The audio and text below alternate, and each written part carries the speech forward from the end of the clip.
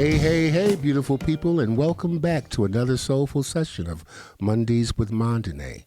This is where we dive deep into life, love, liberty, and democracy.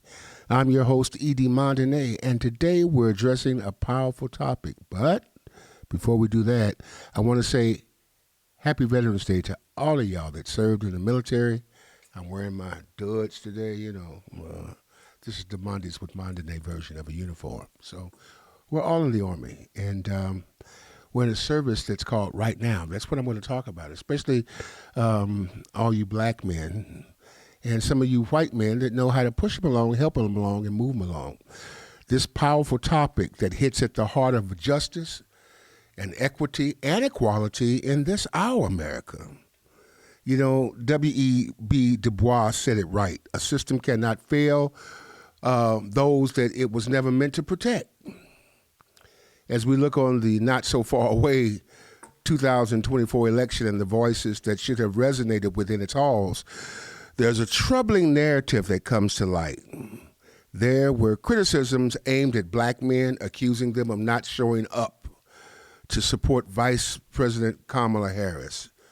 But let me tell you, the truth is, black men overwhelmingly stood by her. The narrative of apathy is unfounded, and worse, it diminishes the strength of black political agency. Beneath these critics lies an even deeper issue, people.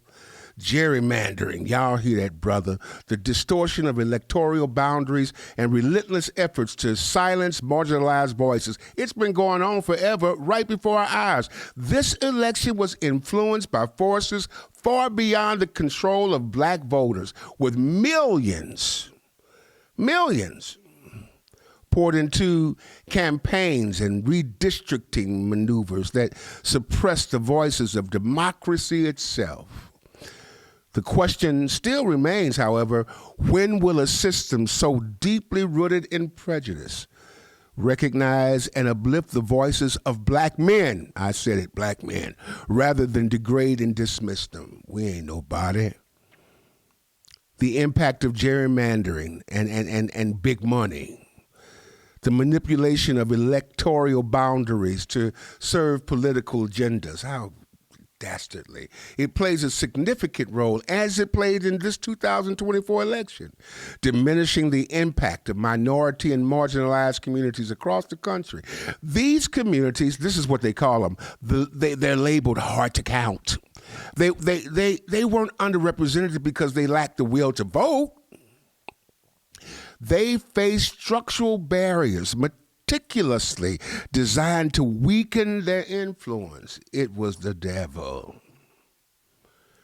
The disenfranchisement was magnified by the millions contributed by influential figures such as Elon Musk, whose financial reach cast a shadow over the election.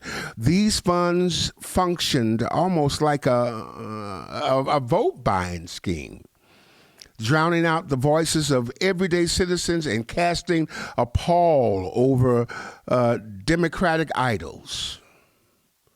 The election's outcome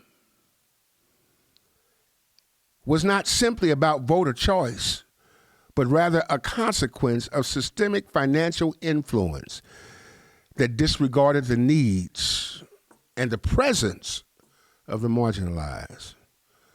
The persistent undermining of black men is, this election cycle has shown a harsh light on an unfortunate reality: the relentless degradation and undermining of black men right here in our country, USSA.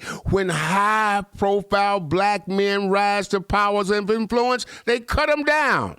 Character association or assassination. They face ongoing battles to preserve their credibility, contending with baseless accusations, destructive criticisms. And meanwhile, the justice system remains quick to impose harsher standards on black men than that of the affluent white men, especially those with powerful connections. Oh, I'm lying to you, right? This double standard fosters a profound mistrust within our injustice system, with black communities and leaders and people that live in our communities, and it carries the weight of these systemic inequalities, and we've carried this weight for generations.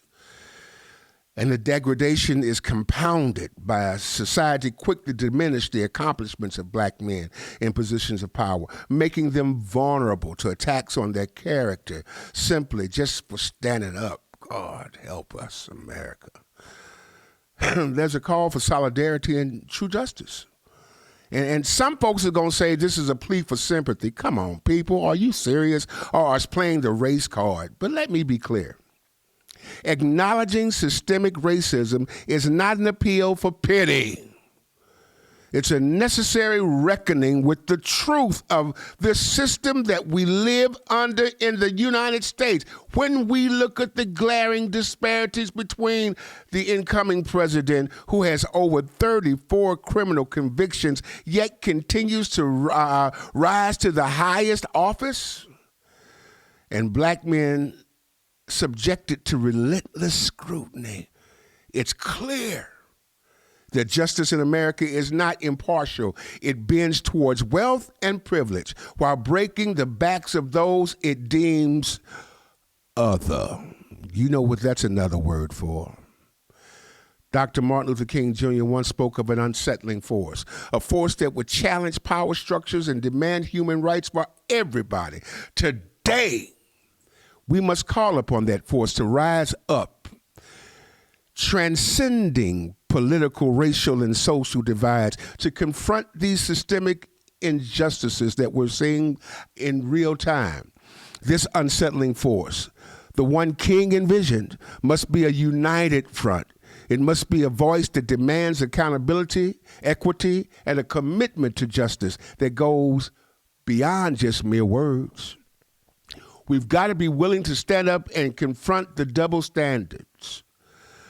What messages are we sending the incumbent, despite his convictions, that he can ascend to the highest office while felons who have served their time remain barred from countless opportunities? It's maddening. What does it teach our children, folks, when they see that justice is applied inconsistently, favoring some while punishing others? God bless America. This double standard undermines the ideals upon which our democracy claims to stand for freedom. If we cannot allow those who have served their time to re-enter society with dignity, how can we justify a man with a criminal record leading the whole darn country? Dude, something is messed up. This selective application of justice is a betrayal of democratic value. It weakens the very foundation of our nation. If America is genuinely embodying justice, and they're genuinely interested in embodying injustice, our system must be one that does not bend towards wealth or privilege, but applies to accountability equally to everybody, everywhere, every time, every place. We've got to rebuild trust and embrace equity. And to restore that trust in our justice system, we must confront the inequities. We've got to say loud that they have undermined it. This is not about playing the race card. Don't do that. It's about reckoning with the reality of countless black Americans. I said it. Ain't no time to sugarcoat no more. The difference is how black and white men are treated under the law has cast a long, dark shadow over us. Institutions perpetrating a culture of mistrust. Now is the time for America to rise above these divisions, to listen to the voices of the marginalized, listen to the sounds of the sidewalk, and to rebuild a system that truly serves us all. The time for change is now. We need an unwavering, inclusive movement, an unsettling force that cannot and will not be silenced. We need a force that unites people across every divide to dismantle the structures that perpetrated injustice on America and its people. King's vision of a movement that transcends civil rights to embrace human rights is more relevant now than it ever has been before. This is a battle for the soul of justice in America, one that requires courage, solidarity, and an unyielding commitment to equity and equality. This is a clarion call for action. This moment is now. It's time, right now, to dismantle the double standards that allow some to rise while others remain shackled to the untruths. It's time to honor the legacy of those who fought for equality and build a future that reflects true justice and fairness for everybody. This is a rallying cry, not just for Black Americans, but for every citizen who believes in equality. Dr. King's vision of an unsettling force is alive and well today, calling on each of us to stand together against injustice. Let us be that force, challenging every barrier to equity and demanding a justice system